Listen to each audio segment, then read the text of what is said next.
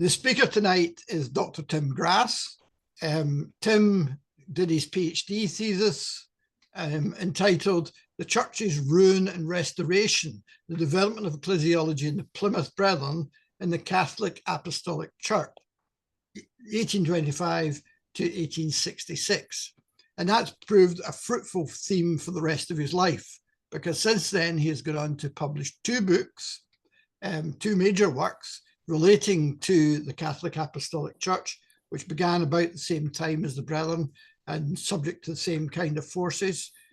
He's written a study of its history and practices, and he's also published a biography of a major person in the history of the Catholic Apostolic Church, Edward Irving. But we're very glad to say that Tim has reshaped Brethren history by writing the major history in the 20th century. He's written a book called Gathering to His Name, The Story of the Open Brethren in Britain and Ireland. If you haven't read that, then you ought to get a copy and read it. It moves Brethren history on from just with the founders, which is what the best histories actually had done up until then, and he covers right through the rest of the 19th century and into the 20th. So his topic tonight is actually part of that, because he's interested in how the Brethren developed beyond the founding, and the 1851 census, religious census in England and Wales, he's finding is fruitful for studying that. And so without any more ado, I'm going to pass over to Tim. Tim. Right, I'm going to begin by, hang on, I need to share the screen. Hang on. Share screen.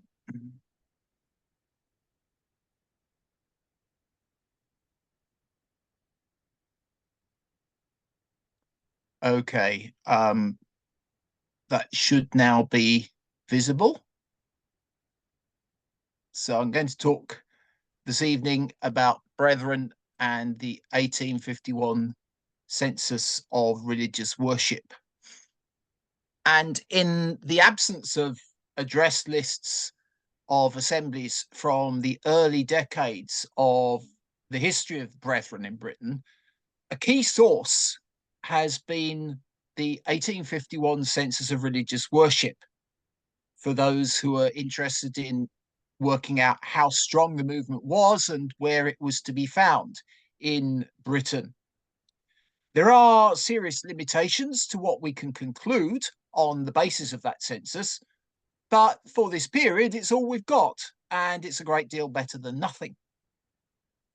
Although the census has been the subject of much interest from local and denominational historians generally, and many counties have published transcriptions of the census returns for their area, historians of the Brethren have had little to say about it, with one exception, which was a PhD thesis in the mid-1960s by Peter Embley.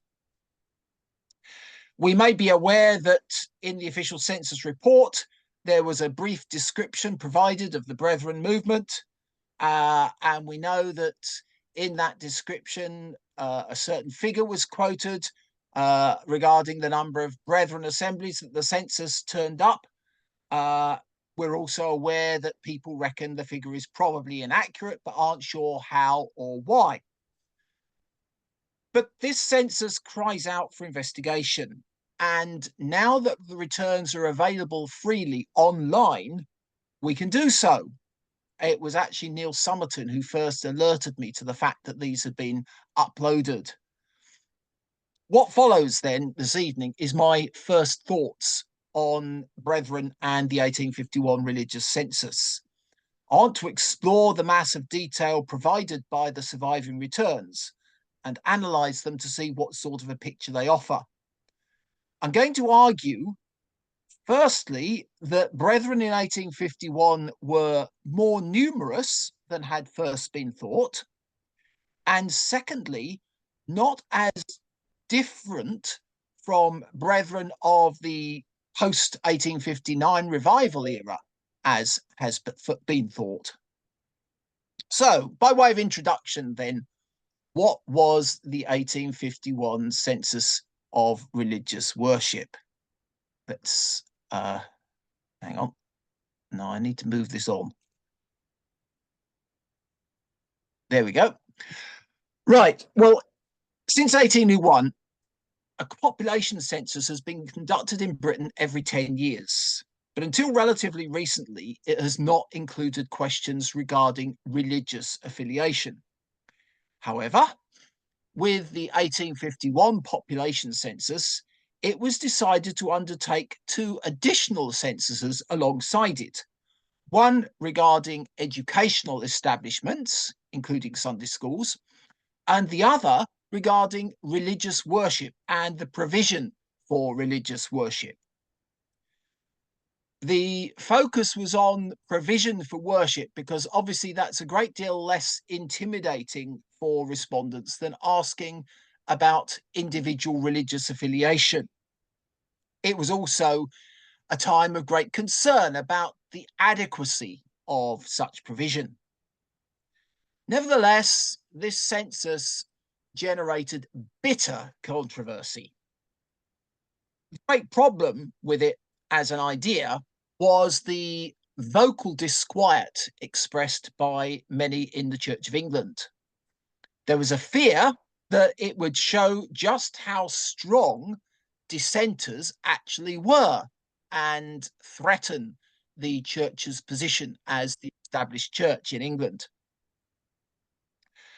This was one reason why a number of Anglican clergy refused to complete the return for their parish.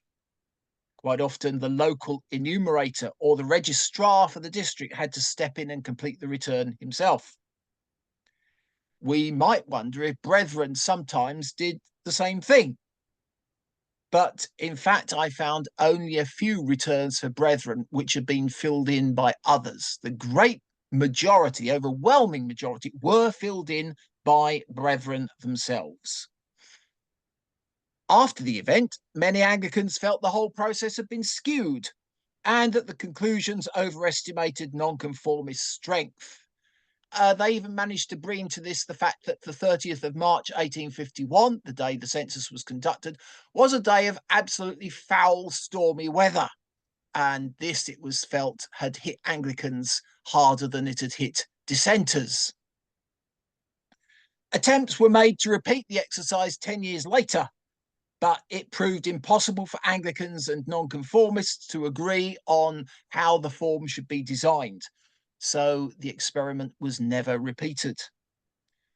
Thus, we can't undertake the kind of long-range investigations for the British Isles that are possible for the USA, where you have a succession of official investigations to draw on, even though those American exercises are problematic, shall we say, in terms of what they ask and what to make of the data provided by them.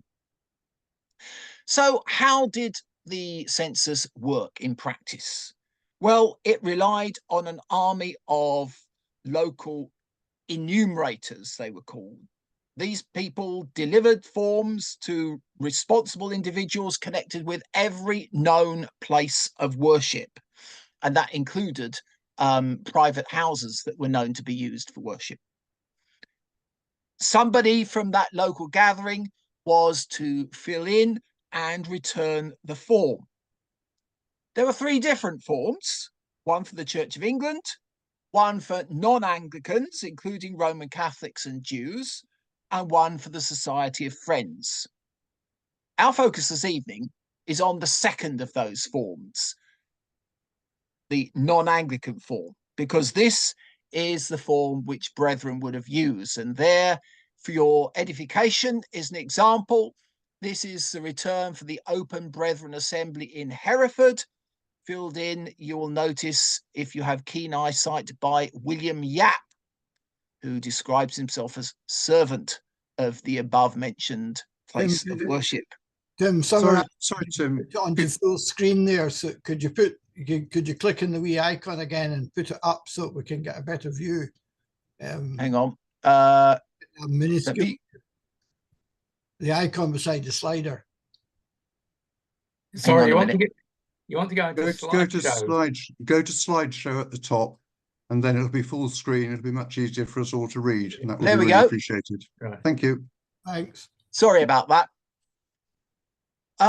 I've just got to work out how to advance it, of course. Right. So Right and you have- left-hand arrows. Just use right the left-hand arrows. Thank you very much. Right. You can tell that I don't do technology. So here is an example of a form filled in by a Brethren Assembly. And the form included questions about the building, the identity of the congregation. You'll see column 3, religious denomination, and among other things, attendance at worship and Sunday school, as well as the number of seats provided, and average number of attendance over the previous, usually 12 months, but some people did 6 months, some people did 2 years. And then at the right there, a space for remarks, which was often one of the most interesting parts of the returns. Those signing the return at the bottom indicated the capacity in which they did so. Well, a report on the census was compiled by a young solicitor, Horace Mann. It took him until 1853 to produce it, and I'm trying to advance the screen, but the right-hand icon, the right-hand arrow is not doing anything. Hit your spacebar. Nope. No, still not. Hit page down. Nope. Hang on, I'm going to have to escape and Try doing do your right hand button and it should come up with a menu that says next slide on it. This is the other one. But it no, should just work on the hang on. right and left arrows. I think It you may need should. to go back to the beginning and set it up as starting from the beginning, and then you click through the individual slides rather than just highlighting one slide. Hang on.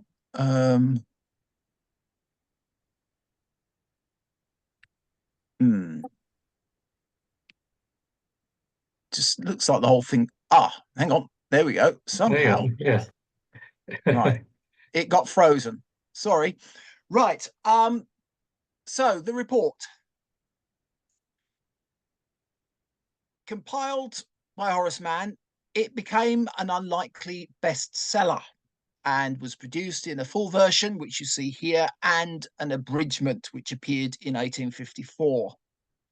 And the tables that fill the report enable us to fill in the gaps, assessing Brethren's strength for some areas where the returns have not survived.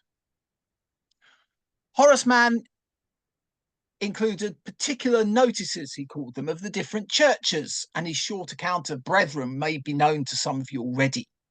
They provide useful background for evaluating the returns, and they make extensive use of a pamphlet by William Kelly, The Brethren, with an appendix containing some notice of the mention made of them in Mr. Winslow's Silver Trumpet, which was published around 1850.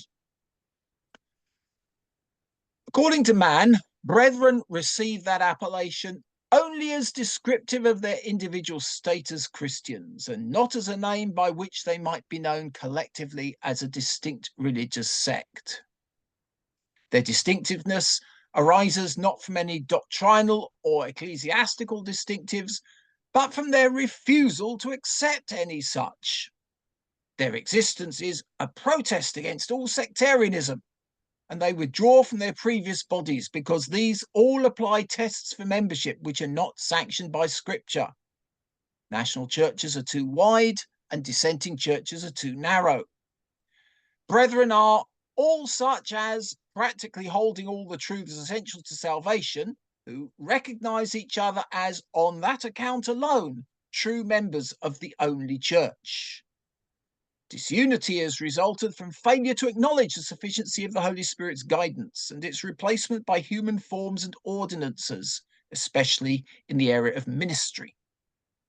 Brethren consider gifting alone to be sufficient qualification for ministry. Hence, in their assemblies, brethren have no pre-appointed person to conduct or share in the proceedings. All is open to the guidance of the Holy Ghost at the time, so that he who believes himself to be led of the Spirit may address the meeting.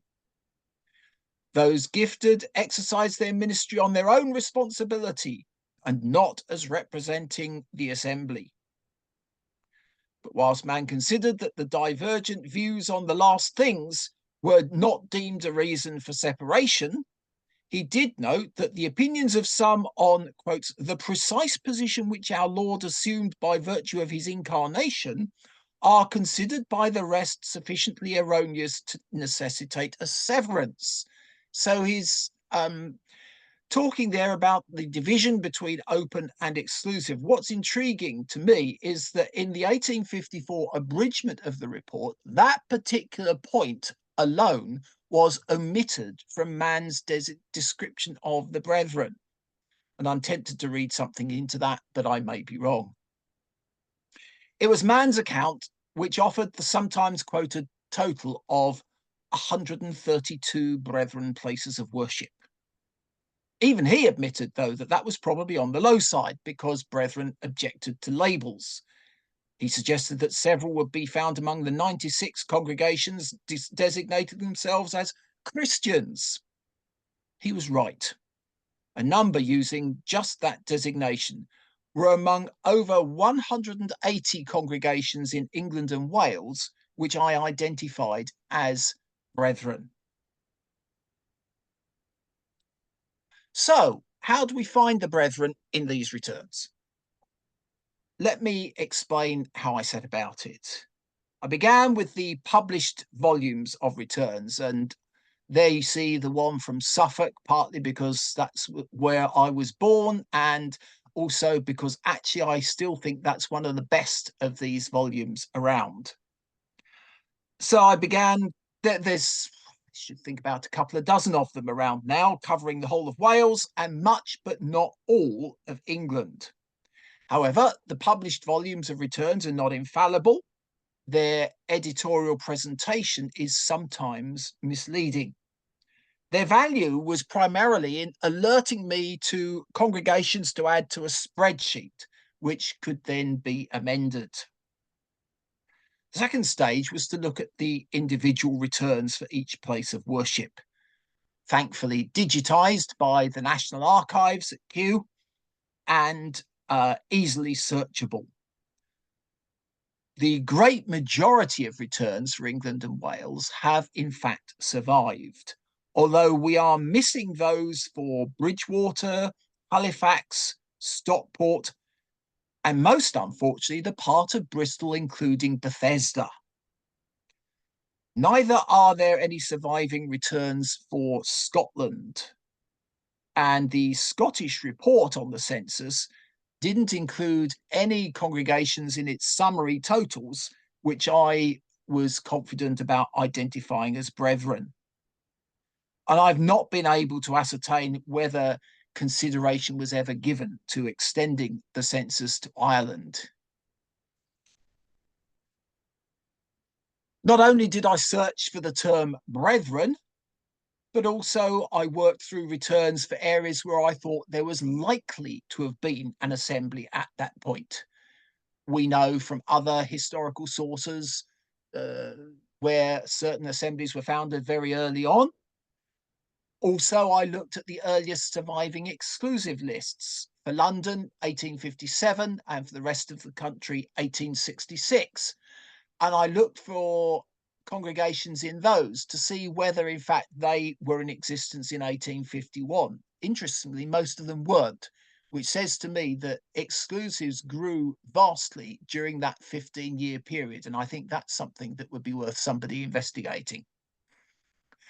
So what did I find? Well, I found firstly that a number of gatherings were overlooked by local enumerators. you might think that's because they met in private homes, but in fact, we have brethren congregations in private homes for which returns exist. Others that were overlooked are known to have worshipped in halls. So how they got overlooked, I'm not too sure. I found, secondly, as I said, that a number of 1866 exclusive meetings actually appear to have begun since 1851. So there would have been an upsurge of activity, probably connected with the revival around 1860. Now, something I didn't do was to look at all the commercial directories which were produced every year or two for most towns and counties in Britain. It would have been possible to do that, but life's too short. Although I did find when I looked at those for Bath a year or two back that that was very helpful in charting movements of assemblies in that particular city. However, if any of you fancy a week's holiday at the National Archives, where all these commercial directories are on open access, you will be doing a great service to the cause of history. So how do we interpret the returns? Well, the first issue is to identify those that are relevant to our inquiry.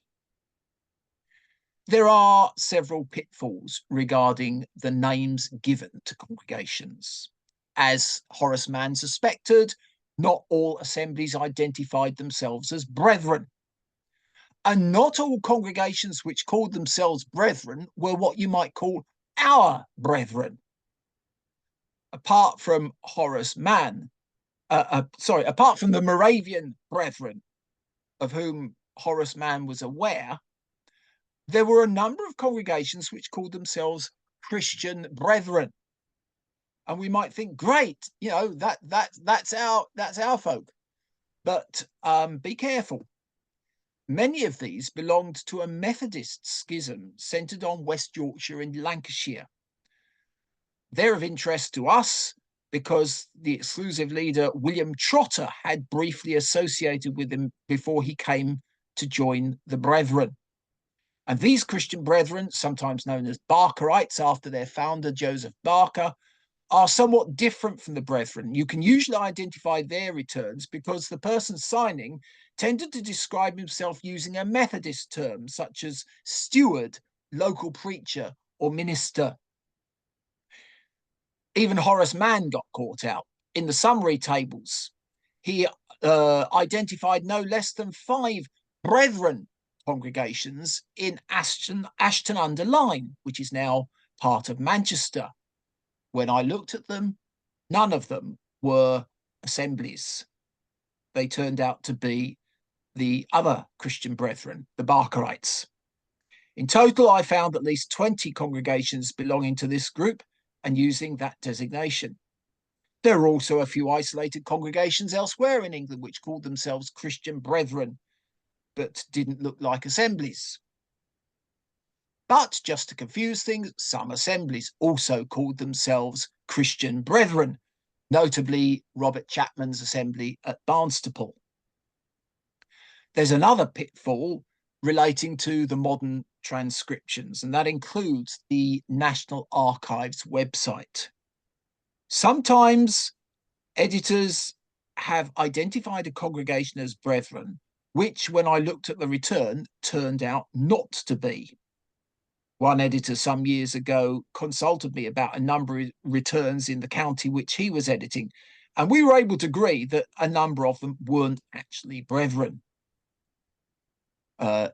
Conversely, some brethren appear on the National Archives website as something completely different. I found some labelled Catholic, I'll explain why shortly, and others misidentified as Bible Christian, the Methodist denomination.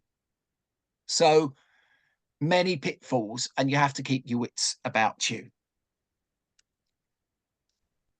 Now, hang on. I need it to move on again. There we go. The question everybody wants to ask, how many were there? The question is of particular interest because the census took place soon after the division between open and exclusive. At this time, that division wasn't completely hardened. Individuals and assemblies were moving from one side to the other in both directions. My identifications of assemblies do rely to some extent on later allegiance once things become a bit more hardened up. But let me show you a table of provisional figures here and comment on it. And as you notice, I've identified 185 assemblies as existing, or 185 locations where worship was going on as existing in 1851. Most of those are because I found the original census return, but there are a number which we know existed but were missed by the enumerators, 24. And then there are some which we know of from county or area totals in summary figures, but we don't have the individual returns. For example, the 2 assemblies in Guernsey. So what do these figures show us? Well, you can see that you've got open and O question mark, those that I think are open but can't be quite as certain. You have exclusive and probably exclusive, and then some in the 5th line where I'm not clear which they were. To my surprise, I reckon there were about twice as many open gatherings as exclusive ones, or gatherings which later became identifiable as open. How close are we, though, to the actual truth with these figures? It's true that census enumerators may well have overlooked some gatherings in private homes as well as in more public locations. And at first, I did wonder whether, at this early stage, before the Gospel Hall building explosion of the later 19th century, exclusive gatherings were more likely to be in homes and therefore more likely to be overlooked. I am much less convinced of that now, for reasons that will become clear. And that's a warning of the danger of reading back from later exclusive history. So let's now try and work through the issues addressed by the questions on the return and see what we can learn about the movement, what sort of a picture it paints. Where were these congregations located, first of all? Well, not surprisingly, strongest in Devon. There were about 50. I found 41 open and 9 exclusive. There was a group of meetings just over the border in southeast Cornwall and 14 meetings in neighbouring Somerset.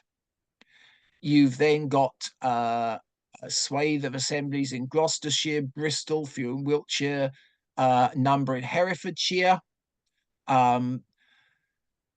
You have 9 meetings in London, as well as some in the counties which are now part of Greater London. But it's noticeable that there were very few in what we now know as the home counties, you know, the counties circling London, Kent, Surrey, Buckinghamshire, Hertfordshire, Essex.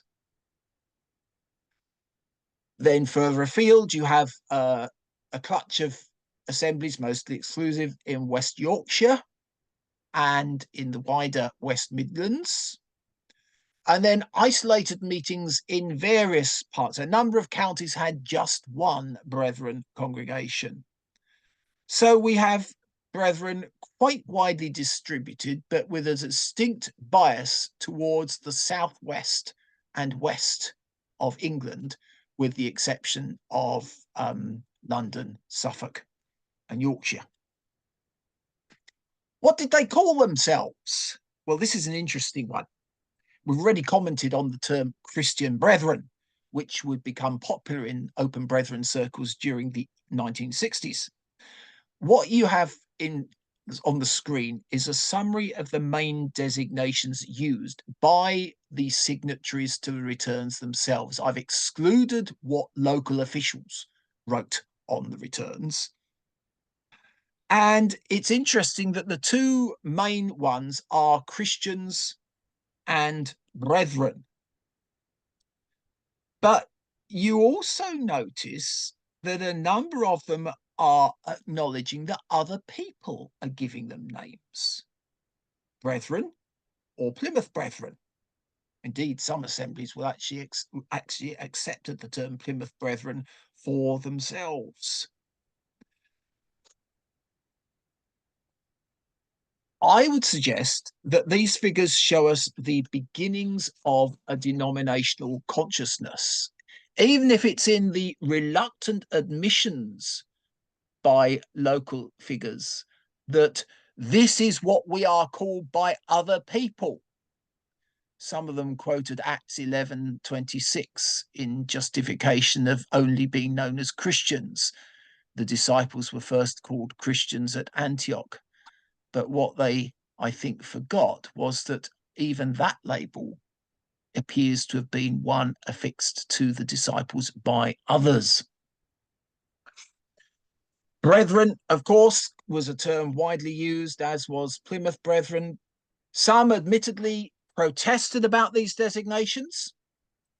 William Dyer at Yeovil wrote, "We conscientiously disclaim any sectional name, wishing only to be known as believers in Jesus, the Son of God, but we are popularly called the Brethren or the Plymouth Brethren." George Walters at Teignmouth wrote, "The Christians who assemble in this chapel have no distinction or denominational designation. They're often called Plymouth Brethren by others, but they do not themselves use this name, but object to it." And Joseph Tordoff at Pudsey in Yorkshire stated bluntly, "Denominational distinction is repudiated." All the same, brethren seem to have been reluctantly recognizing that they were being regarded by others as something akin to a distinct group of congregations. And indeed, where enumerators or local officials endorsed the returns with a denominational designation, the terms they used were either Brethren or Plymouth Brethren. What about the buildings then? Well, there were none called gospel halls, much to my sorrow. The census asked several questions about the buildings. Were they separate from buildings used for other purposes? Over half were, though some referred to their being rooms in larger buildings. Some had been converted from dwellings, a few from farm buildings. One was the upper floor of a former tobacco factory in Northampton. Were they used exclusively for worship? Most were, but a few were also used for day schools, among other things. What was their seating capacity? What's interesting here is that unlike other denominations, Brethren seating was always and all free. What intrigued me was that these buildings were larger than we might have expected. Not all returns said how many seats there were in their building, but from those which did, which was most of them, I calculate that the capacity of the average Brethren place of worship was 140, which is quite a reasonable size. How that compares with the buildings of other denominations, I don't at the moment know.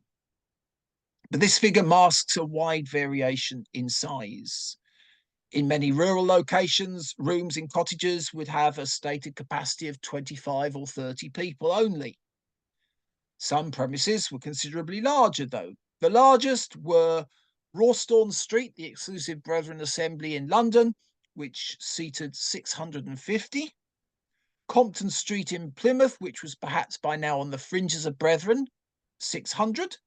Providence, Plymouth, around 500. And Chapman's Assembly, Bear Street in Barnstable, 430. A few assemblies gave details of standing room as well, but not enough for us to allow any conclusions to be drawn. Fair number went by the label chapel, even at this early stage. A few used the traditional dissenting term meeting house, but most preferred the word room. Samuel Griffiths at Cannock asserted, Our places of worship in most localities are called simply rooms, in some instances by the name of the place where they're situated. In Devon at North Taunton, the enumerator there added a note, "It is usual with this sect to call their chapels rooms." What about the attendance? And here the figures are for England only, which is virtually all the surviving returns that feature assemblies in any case. And you'll see that I've indicated total holding services, total holding Sunday schools, total attendances, and then tried doing some averaging. And I should say that these total services figures from the extant returns, there were, as I said earlier, 157 extant returns. 5 of those gave no figures for attendance. So in the morning, of the 152 locations where attendance figures were given, 138 had a service, and so on. And Peter Embley has suggested that the morning attendance figure may offer us quite a close approximation of the movement's committed membership. He argues that this is when the breaking of bread almost always took place, and that the great majority of brethren would have attended. So you have a figure here of 6,769 adult attendances. Now, I would argue you can extrapolate that. You have 138 out of 152 extant returns, but we know that there were around 185 locations where worship was being conducted. The maths is a bit complicated to explain quickly, but I would suggest there were somewhere around 165 to 170 actual assemblies at this time. Now, some gatherings couldn't be identified as open or exclusive, so I've not given separate figures for each. What you here have is totals for the movement as a whole. However, when I did try working out open and exclusive figures at an earlier stage in my research, I found less difference in size between them than you would have expected. In fact, if anything, exclusive congregations were slightly larger than open ones. That was particularly evident when it came to afternoon gatherings. I think that might be because the exclusive afternoon gathering might well have been a Bible reading, whereas the open afternoon gathering might well have been an evangelistic cottage meeting.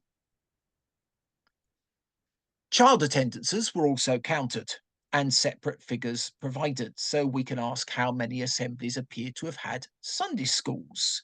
Some, of course, had Sunday school more than once on a Sunday, but even when you allow for that, I felt that there were fewer congregations having Sunday schools than we might have expected. Open gatherings were much more likely than exclusives to have Sunday schools, but I do wonder whether some brethren at this stage still saw Sunday schools as more educational than evangelistic in function, and therefore not as part of their ministry. I don't know, and I'm not quite sure how one would demonstrate that in the absence of any direct comment that I know of. What we do know, of course, is that later on in the century, Sunday schools became much more widespread as brethren caught on to their evangelistic value. What we see, though, already is a developing pattern in the services. And the quotations that I've put up there are taken from the returns and indicate that you have this pattern of breaking of bread in the morning and gospel in the evening.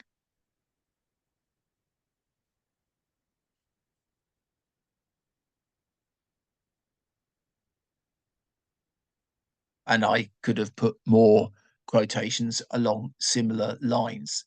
It's interesting that I did not find any statements by assemblies proper of any different pattern of meeting it was university. Where they did say anything about how they met, it was breaking of bread in the morning, gospel in the evening. It's the brethren version of what became quite widespread among 19th century nonconformity, saints in the morning and sinners at night.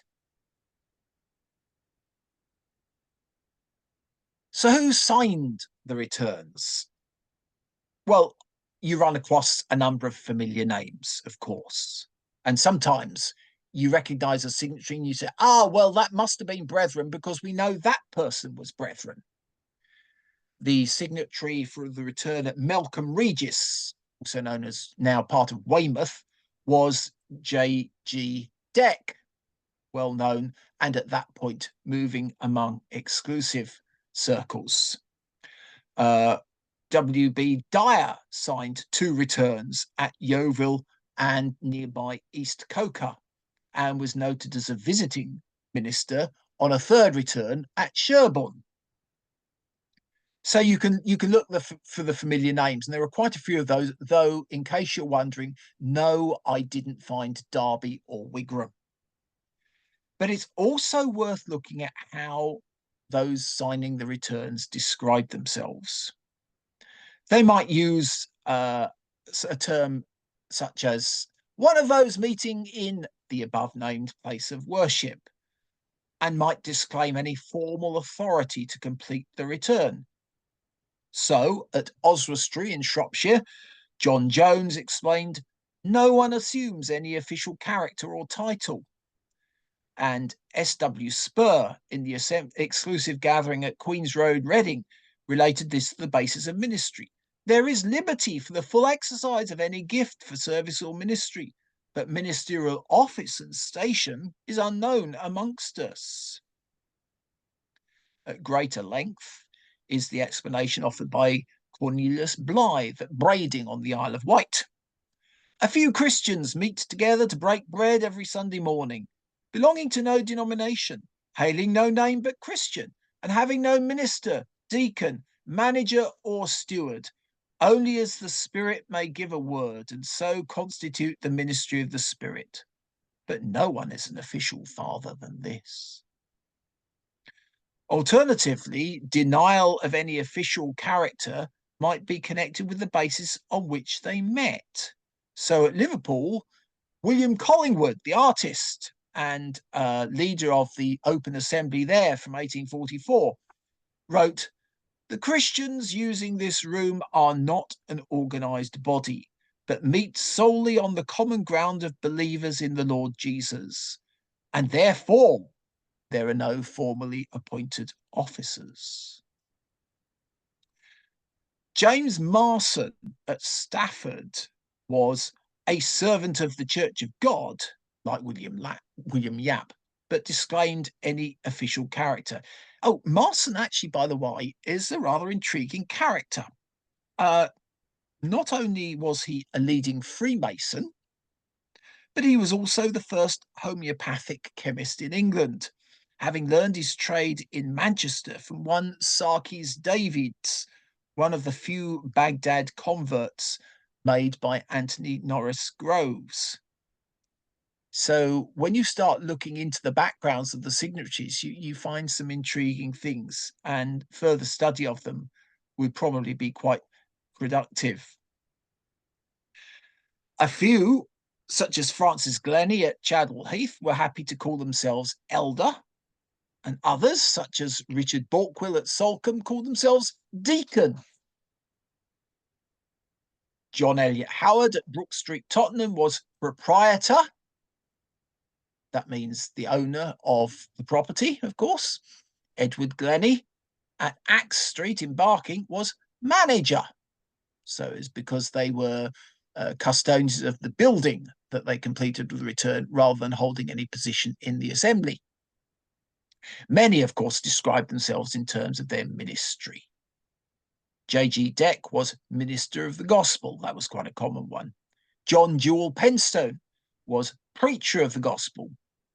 Sir Charles Brenton at Ryde went so far as to describe himself as the usual preacher, which sounds rather like one-man ministry to me. Dyer described himself as habitually preaching. J.L. Harris at Plymstock was ministering. Other designations, well, ministering brother, that became a piece of brethrenese, and one of the brethren, brackets, only. Leonard Strong at St Mary Church in Torquay described himself as evangelist, perhaps because he was completing a return for a location which only had an afternoon service and was therefore presumably an evangelistic outstation from an assembly. My favourite, however, was from the assembly at Dartmouth in Devon. Henri Pierre Emeric de Saint-Dalmas, a Guernseyman of Huguenot ancestry, one of the most intriguing characters of early Brethren for me, and who would later part ways with them over the issue of eternal punishment. De Saint-Dalmas described himself as bishop of the congregation and described the assembly there in the denomination column as, I quote, Catholic, brackets, but not Roman, close brackets, Plymouth Brethren, Catholic Plymouth Brethren. So, while some on both sides believed there could be no official order of ministers and disclaimed any official character, others, again on both sides, interestingly, seem to have believed that such beings existed, at least in the sense that their gifts could in some way be publicly recognised. But clearly there was no widespread agreement on what to call them. To me, it feels like a movement which has not yet developed an established polity, unless it is that there is no established polity. If you were going to use sociological jargon, I suppose you might say that charisma has not yet become routinized. So what might we conclude on the basis of this initial investigation of the 1851 religious census and Brethren footprints in it? I would say, firstly, that the pattern of breaking bread in the morning and gospel in the evening appears already to be quite well established. That being so, I would suggest that we should not overestimate the extent to which Brethren changed in ethos after 1860 as they became more of a revivalist movement. They did change significantly, but maybe the degree of continuity is greater pre and post 1860 than we might hitherto have thought. Secondly, concerning the relative strengths of open and exclusive, it's true that at this point the boundaries weren't as hard and fast as they became within a few years. But I would still suggest that we need to revise our thinking about the relative strength of what developed into open and exclusive wings of the movement.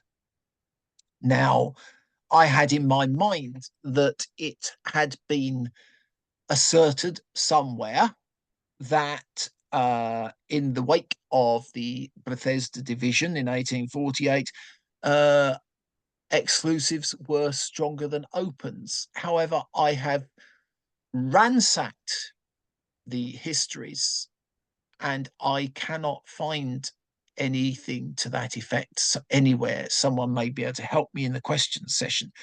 Andrew Miller has been quoted in that respect, but when I looked up the reference that was cited in my source, I found that it wasn't about the number of exclusive congregations formed, but about the number of individuals who withdrew from Bristol Bethesda.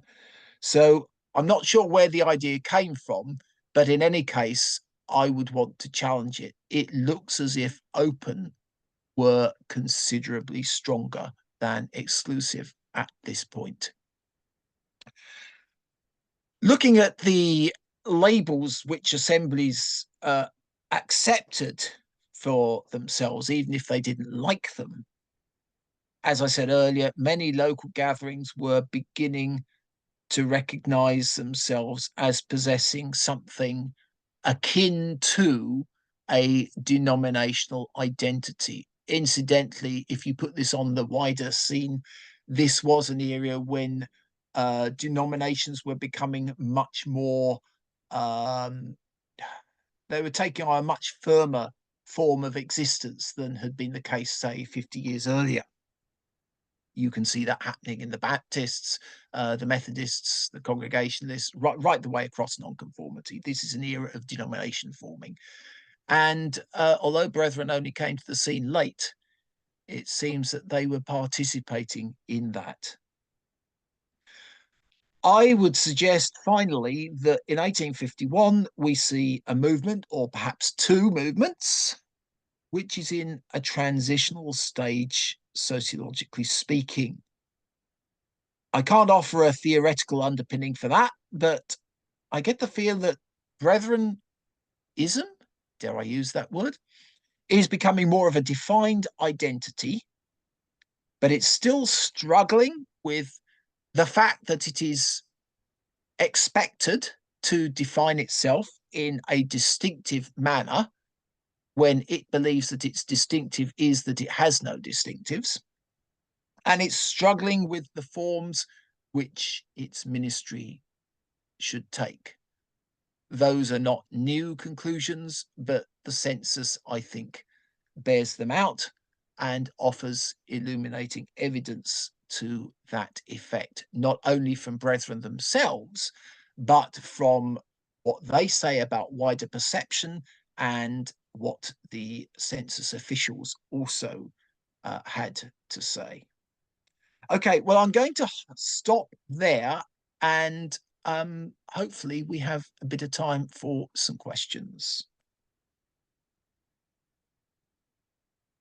Okay, thank you very much, Tim, for that. I'm sure we'll deeply appreciated that. I often feel that the period of history that we're least aware of as individuals is the period after our birth. And the Brethren movement is something like that. The period that's always been a dark shadow is immediately after the birth of the Brethren movement post 1848, after the Exclusives and Opens emerged. And Tim has shone a bright light in that tonight and illuminated a period that has been dark for most of us until now. So thank you very much, Tim. That's a lot of detailed work and very, very worthwhile.